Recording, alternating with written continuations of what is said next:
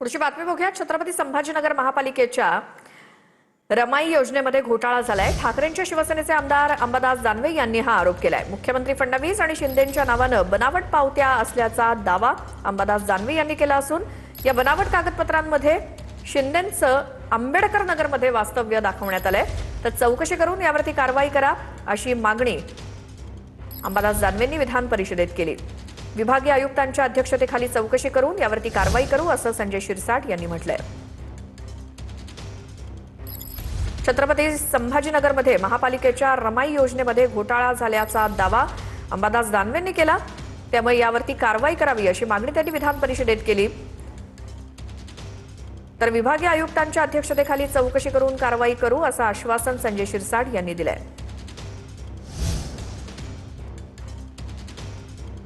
महानगरपालिकेचे अभियंता असेल, पीएमसी असेल, यांनी स्थळ पाहणी कोणतीही केलेली नाही आणि स्थळ पाहणी न करता सभापती महोदय अशा पद्धतीने घरकुल योजना लुटलेली आहे। त्या ठिकाणी राज्याचे मुख्यमंत्री देवेंद्र फडणवीस साहेब आणि उपमुख्यमंत्री माननीय एकनाथजी शिंदे साहेबांच्या नावाने टॅक्स पावती सभापती महोदय आणि रेशन कार्ड पण आहे। एकनाथजी शिंदेच्या नावाने टॅक्स पावती आणि रेशन कार्ड आहे आणि असे राशन कार्ड अशा टॅक्स पावती घेऊन घरकुल मंजूर केले। माझ्याकडे त्याच्या प्रती आहे। देवेंद्रजींच्या नावाचं टॅक्स पावती आहे, झोन क्रमांक त्यांचा पत्ता आहे देवेंद्र गंगाधरराव फडणवीस, राहुल नगर, सादात नगर, छत्रपती संभाजीनगर।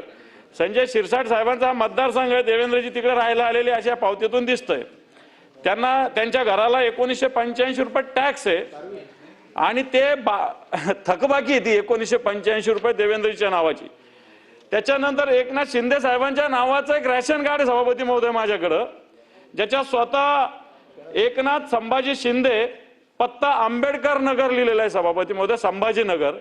त्याच्यात त्यांचं नाव आहे, वहिनींचं नाव आहे श्रीकांत, डॉक्टर श्रीकांतचं नाव आहे, श्रीकांतच्या ज्या सौभाग्यवती वृषाली त्यांचं नाव आहे, मुलगा रुद्रांश त्याचं सुद्धा नाव आहे सभापती महोदय या रेशन कार्ड मध्ये। याच्यात ज्यांनी अशा पद्धतीने चुकीचे घरकुल मंजूर केले त्याच्यावर कारवाई झाली पाहिजे।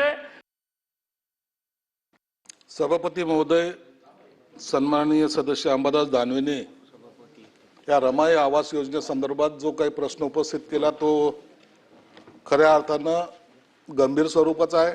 ऑनलाईन पद्धतीने अर्ज मागवले तर त्याच्यामध्ये जवळपास 8,442 अर्ज प्राप्त झाले। हे खरे आहेत का हे तपासण्यासाठी पुन्हा त्यांना एकत्रित बोलवण्याचा प्रयत्न केला।